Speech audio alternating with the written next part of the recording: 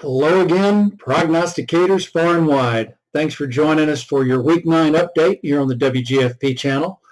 It was a great week last week. There was some really fun games.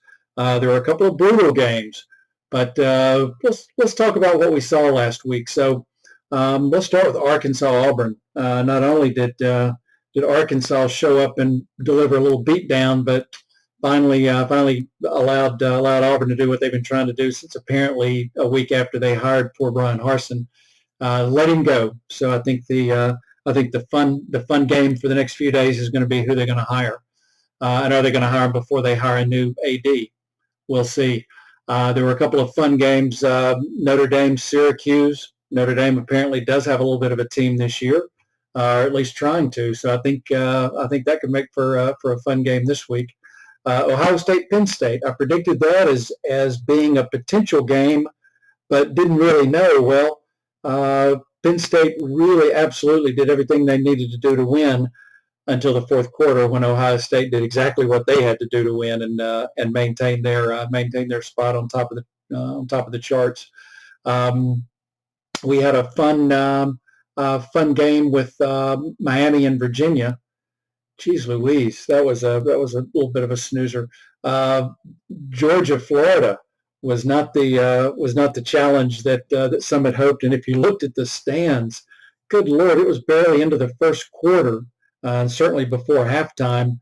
There wasn't a whole lot of orange and blue to be seen in the stadium. That wasn't painted seats, so that was pretty scary.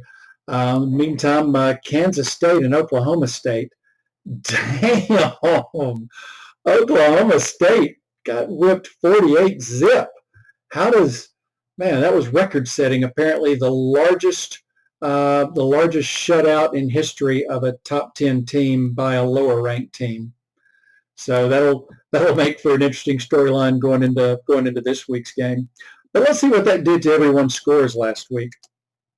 Well, if you look at the leaderboard for the week, you came in with your winner, Abby. Good picks, Abby, followed by Mindy, Haley, and Luke.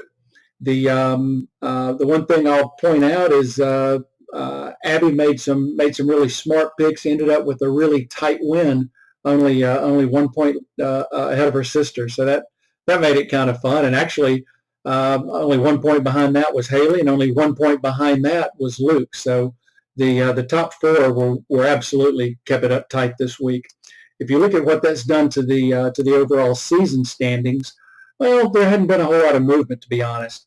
Nancy at number 5, Andy falling from number 3 to number 4, Haley bumping from 3 up to 4, Lowell in a tight spot at number 2, with Matt hanging on to a tight, narrow lead at number 1.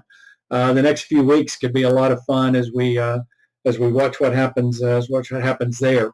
I think there's a good chance that there could be a little bit more movement there on the top.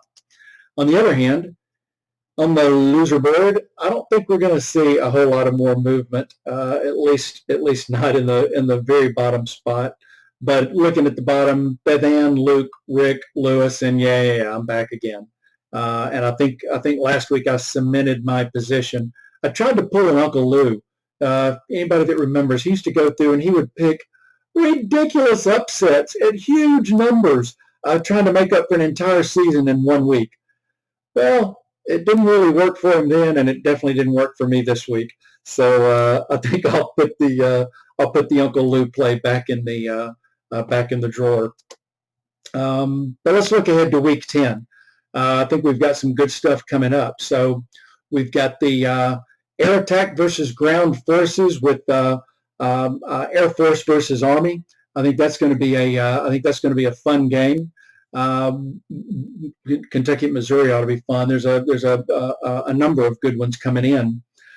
We've got Tech versus Tech, where Georgia Tech and Virginia Tech are going to battle it out for key of the engineers.